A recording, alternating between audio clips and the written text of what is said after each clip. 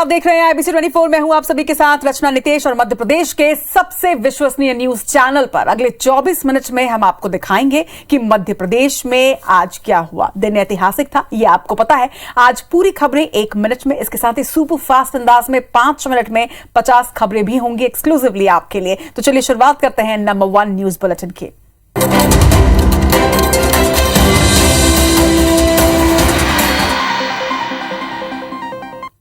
देश के दिल में चीता रिटर्न्स। दिन ऐतिहासिक, तस्वीरें भी ऐतिहासिक होंगी। सालों से जारी ये कवायद आज जाकर रंग लाई। 70 साल के बाद भारत की जमीन पर आज चीतों का आगमन हुआ और उन्हें एमपी के कूनो नेशनल पार्क के एक स्पेशल बाड़े में रिलीज किया गया। देश के प्रधानमंत्री नरेंद्र दामोदर दास मोदी ने भारत की धरती पर अब 75 साल बाद चीता फिर से लौट आया है। ये वो कदम है जिसका इंतजार हिंदुस्तान की जमीन पिछले 70 सालों से कर रही थी। आज पूरे देश की नजर एमपी के श्योपुर पर थी, क्योंकि नामीबिया से स्पेशल प्लेन में सवार होकर आए 8 अफ्रीकी चीतों को आज पीएम मोदी ने कूनो नेशनल पार्क के बाड़े में रिलीज किया। कूनो में पीएम के लिए 10 फीट ऊंचा प्लेटफॉर्म नुमा मंच बनाया गया था। इसी मंच के नीचे पिंजरे में चीते थे। पीएम मोदी ने लीवर दबाकर पिंजरे में मौजूद चीतों को एक स्पेशल बाड़े में छोड़ा। चीतों के बाहर आते ही पीएम मोदी ने ताली बजाकर भारत की धरती पर उनका स्वागत किया। भारत अब 75 साल बाद चीता फिर से लौट आया है। पिंजरे से बाहर आते ही अफ्रीकी चीते अनजान जंगल में थोड़ा सहमे सहमे भी नजर आए। एकदम शांत खड़े होकर पहले चारों तरफ नजर घुमाई, माहौल का मुआयना किया और फिर चहलकदमी करने लगे। 8 चीतों को देश को समर्पित करने के बाद पीएम मोदी ने बाड़े से बाहर घूमकर चीतों की कुछ तस्वीरें भी ली। पीएम ने इस दौरान चीता मित्र दलों के सदस्यों से भी बात की। भी यहाँ पे स्थानांतरित किया गया था। पीएम मोदी आज 72 साल के हो गए। अपने जन्मदिन के मौके पर एमपी के श्योपुर वो पहुंचे और पीएम मोदी ने अपनी मां को याद भी किया और भावुक भी हुए। पीएम ने यह कहा कि उनकी मां आज उन्हें लाखों माताओं और बहनों के बीच देखकर जरूर खुश होंगे। लेकिन आज मैं मां के पास तो नहीं जा सका, लेकिन मध्य प्रदेश के ये लाखों माताएं आज मुझे यहां आशीर्वाद दे रही है। आज मेरी मां जब देखेगी कि भले बेटा आज उसके पास तो नहीं गया, लेकिन लाखों माताओं ने मुझे आशीर्वाद दिया है, मेरी मां को आज ज्यादा प्रसन्नता होगी। प्रधानमंत्री का यही अंदाज उनको औरों से जुदा करता है। अपने जन्मदिन पर प्रधानमंत्री मोदी एमपी के श्योपुर में मौजूद रहे। श्योपुर के कराहल की सभा में पीएम मोदी अपनी मां को याद कर भावुक हो गए। पीएम ने कहा कि अगर मेरे जन्मदिन पर कोई कार्यक्रम नहीं होता तो मैं अपनी मां के पास जाता और उनके चरण छूकर आशीर्वाद लेता, लेकिन आज मैं अपनी मां के पास नहीं जा सका। लेकिन जब वो देखेंगे कि उनका बेटा एमपी के आदिवासी अंचल की लाखों माताएं उन्हें आशीर्वाद दे रही हैं, तो वो जरूर संतोष करेंगी। देश की माताएं, बहनें, देश की बेटियां, वो मेरा सबसे बड़ा रक्षा कवच है, शक्ति का स्रोत है, मेरी प्रेरणा है। इससे पहले पीएम मोदी ने कूनो में छोड़े गए चीतों को लेकर लोगों से अपील करते हुए कहा कि अभी धैर्य रखें और चीतों को देखने न आए। पीएम ने कहा कि ये चीते मेहमान बनकर यहाँ आए हैं, इस क्षेत्र से अनजान हैं। पीएम मोदी ने इस पूरी योजना के लिए नामीबिया और वैज्ञानिकों का धन्यवाद भी दिया।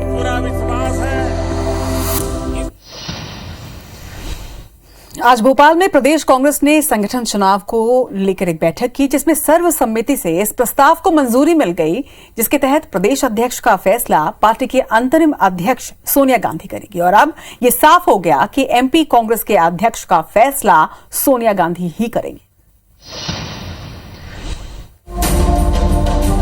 भोपाल में कांग्रेस संगठन चुनाव को लेकर बैठक में एमपी कांग्रेस प्रभारी जेपी अग्रवाल, पीसीसी चीफ कमलनाथ और नेता प्रतिपक्ष गोविंद सिंह समेत प्रदेश भर के 800 डेलीगेट्स बैठक में शामिल हुए, जिसमें इस प्रस्ताव को मंजूरी मिल गई कि प्रदेश अध्यक्ष और राष्ट्रीय अध्यक्ष का फैसला पार्टी की अंतरिम अध्यक्ष सोनिया गांधी करेंगी। कांग्रेस कमेटी सभापति, अखिल भारत कांग्रेस कमेटी के मेंबर्स कांग्रेस अध्यक्ष सोनिया गांधी को मनोनीत करने के लिए अधिकृत किया है। जेपी अग्रवाल ने पदाधिकारियों पर नाराजगी जाहिर करते हुए कहा कि वो कांग्रेस को जिंदा देखना चाहते हैं और इसके लिए जमीन पर उतरना पड़ेगा। ये इनके जोश में कोई कमी है और इस लड़ाई को और तेज करें।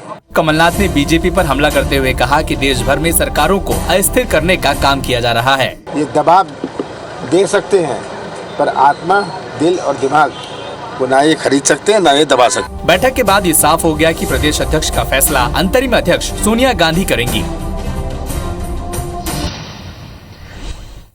और अब बात उस खबर की, उस स्कूल की जिसका नाम सुन के ही शायद आपको भी गुस्सा आ जाता होगा। भोपाल के बिलाबोंग स्कूल बस में मासूम से दुष्कर्म के मामले में एक सनसनीखेज खुलासा हुआ है। रेप के आरोपी ड्राइवर हनुमत जाटव को पुलिस वेरिफिकेशन में क्लीन चिट मिल गई थी, लेकिन उस पर पहले से ही 2 मामले दर्ज है। रिपोर्ट देखिए। बिलाबोंग स्कूल में नर्सरी की बच्ची से दुष्कर्म मामले में नया खुलासा हुआ है। रेप के आरोपी ड्राइवर हनुमत जाटव को शाहपुरा थाना पुलिस ने पुलिस वेरिफिकेशन में क्लीन चिट दे दी थी, जबकि उस पर 3 मामले दर्ज हैं, जिसमें से एक मामला चूनाभट्टी थाने में है, जबकि दूसरा मामला MP नगर थाने में दर्ज है। एक एक्सीडेंट का मामला है थाना चूनाभट्टी का और एक थाना MP नगर में 295 धार्मिक भावनाओं को आहत करने की FIR हुई थी। इन दोनों मामलों में उसका नाम आया था। हम लोग को इन्फॉर्मेशन इसके रिकॉर्ड से मिली है, उसके आधार पे हम लोग और चेक करवा रहे हैं कि क्या इसके नाम पे कोई और अपराध दर्ज हैं या जो इसके उर्फियत में जो और भी नाम आ रहे हैं उनके आधार पर भी चेक करवाया जा रहा है। फिलहाल अभी हमारे जो पोर्टल है उस पर और कोई अपराध नहीं निकला है। ड्राइवर पर धार्मिक भावनाओं को भड़काने की धारा के तहत भी मुकदमा दर्ज है। आपको बता दें कि IPC 24 ने ड्राइवर के दूसरे नाम का भी खुलासा किया है। अगर आरोपी के दूसरे नाम से भी जांच की गई तो कई और खुलासे भी हो सकते हैं। एक तरफ मासूम से रेप, दूसरी तरफ भोपाल में एक 11 साल की मासूम को सरेराह अपहरण और छेड़छाड़ की कोशिश करने के मामले में एक आरोपी को पुलिस ने गिरफ्तार किया, जबकि एक अन्य आरोपी की तलाश अभी भी पुलिस कर रही है। इस पर रिपोर्ट देखिए। भोपाल में 11 साल की मासूम से ऑटो चालक ने छेड़छाड़ करने की कोशिश की। दरअसल रातीवर थाना क्षेत्र में दोपहर 2 बजे 11 साल की मासूम अपनी 7 साल की छोटी बहन को साइकिल से स्कूल लेने जा रही थी। इसी दौरान दिन दहाड़े ऑटो ड्राइवर और उसके दोस्त ने 11 साल की मासूम को जबरन अपने ऑटो में बैठाने की कोशिश की। हालांकि कुछ ही दूर पर खड़ी डायल 100 वाहन के कारण वो मासूम को गाड़ी पे बैठा नहीं सके और मौके से फरार हो गए। मामले में पुलिस ने आरोपी को गिरफ्तार कर लिया है, जबकि सहयोगी की तलाश जारी है। थाना क्षेत्र में एक 11 साल की बच्ची ने अपने पिता के साथ थाने पे आकर रिपोर्ट किया कि 2 ऑटो चालक एक लोडर ऑटो में बैठ के जब उसने साइकिल रोकी तो उसको अपनी गाड़ी में बैठाने की कोशिश की। थाने पे आके उसने जो हुलिया बताया है, गाड़ी का जो हुलिया बताया, उसके आधार पे हम लोगों ने आज एक आरोपी को गिरफ्तार कर लिया है और दूसरा आरोपी अभी अपने बताए गए पते पर उपलब्ध नहीं है। भोपाल में इस तरह के मामले सामने आने के बाद सुरक्षा व्यवस्था पर कई सवाल खड़े होते हैं। अगली रिपोर्ट की ओर आगे बढ़ते हैं। ईंट भट्टे को अवैध करार देते हुए कार्रवाई करने के लिए जब प्रशासन की टीम पहुंची तब हैरान हो गई जब इस ईंट भट्टे के संचालक और सागर के कांग्रेस नेता कमलेश साहू ने इसका विरोध किया और विरोध करते हुए खुद पर केरोसिन डालकर आत्मदाह करने की कोशिश करने लगे। क्या है पूरा मामला, इस रिपोर्ट पर दिखाते हैं आपको। खुद पर केरोसिन डालकर आत्मदाह की कोशिश करते ये हैं सागर के गढ़ाकोटा के कांग्रेस नेता कमलेश साहू, जिनके ईंट भट्टे को अवैध करार देते हुए कार्रवाई करने पहुंचे राजस्व और पुलिस अमले का विरोध करने के बाद उन्होंने ये रास्ता अख्तियार किया। 2018 के विधानसभा चुनाव में कमलेश साहू रहली से कांग्रेस के प्रत्याशी थे। कांग्रेस नेता कमलेश साहू का आरोप है कि गढ़ाकोटा नगर पालिका में चुनाव हो रहे हैं और कांग्रेस ने 23 प्रत्याशी चुनाव में उतारे हैं, इसीलिए उन्हें परेशान किया जा रहा है। नगर पालिका के गढ़ाकोटा में चुनाव है, उसको लेकर गढ़ाकोटा में कांग्रेस पार्टी ने 23 के 23 वार्डों में प्रत्याशी उतारे, तो उसके बाद अब हमारे ऊपर कार्रवाई हो रही है। तहसीलदार का कहना है कि अवैध ईंट भट्टा संचालित होने की सूचना के बाद टीम पहुंची थी, लेकिन विवाद के बाद उन्हें वापस बुला लिया गया। अवैध रूप से चलने की शिकायत प्राप्त हुई थी, उनके द्वारा जब जांच की जा रही थी उस समय कुछ विवाद की स्थिति निर्मित हो रही थी, पुलिस की मदद भी ले ली गई थी आगे कोई अप्रिय स्थिति निर्मित ना हो। खुद पर केरोसिन डालकर आत्मदाह करने की कोशिश करने वाला ये वीडियो अब सोशल मीडिया पर जमकर वायरल हो रहा है। जबलपुर में आज से किन्नरों के राष्ट्रीय सम्मेलन की शुरुआत शोभा यात्रा के साथ हुई। पारंपरिक वेशभूषा में सजे किन्नरों ने कलश यात्रा निकाली और खास बात यह भी कि इस दौरान किन्नर गुरुओं की सामाजिक अदालत का आयोजन भी किया जाएगा। जबलपुर में आज से किन्नरों के एक अनोखे राष्ट्रीय सम्मेलन की शुरुआत हुई है। इस राष्ट्रीय सम्मेलन में देश भर के किन्नर जबलपुर में आकर जुट रहे हैं। 10 दिन तक चलने जा रहे किन्नरों के इस राष्ट्रीय सम्मेलन की शुरुआत आज शोभा यात्रा निकाल कर की गई। इसमें पारंपरिक वेशभूषा में सजे किन्नरों ने कलश यात्रा निकाली और कई किन्नरों ने नाच गा कर सम्मेलन की शुरुआत का जश्न मनाया। समाज और आम लोगों की भले की कामना के लिए इस शोभा यात्रा में बड़ी संख्या में किन्नर शामिल हुए। 6 दिनों ने कलश उठाई है, उसके लिए प्रमोशन करते, दुआ देते पब्लिक के लिए। हमारा 10 दिन का सम्मेलन है। इसमें हमारी गुरुओं की श्रद्धांजलि को अर्पित किया जाता है। किन्नर समाज एक दूसरे के रिश्ते से जुड़ते हैं। यहाँ अगले 10 दिनों तक किन्नरों के कई कार्यक्रम होंगे। खास बात यह है कि जबलपुर में आयोजित किन्नरों के इस राष्ट्रीय सम्मेलन में किन्नर गुरुओं की सामाजिक अदालत भी बैठेगी। इसमें समाज को बदनाम करने वाले या फिर निर्देशों का उल्लंघन करने वाले किन्नरों को सामाजिक सजा दी जाएगी और जरूरतमंद किन्नरों को समाज की मुख्य धारा से जोड़ने के लिए हर संभव मदद करने का ऐलान किया जाएगा। और बात इंदौर जू की। इंदौर जू में रागिनी नाम की बाघिन सीजन में 3 रंग के नन्हे बाघ को देखने के लिए यहां बड़ी संख्या में लोग पहुंच रहे हैं। दरअसल 3 रंग वाले ऐसे 3 बाघों का जन्म हुआ था, लेकिन 3 में से 2 नन्हे बाघों की मौत हो गई। मगर एक नन्हा बाघ अपने सबसे मुश्किल 50 दिन का पड़ाव पार कर अब खतरे से बाहर है।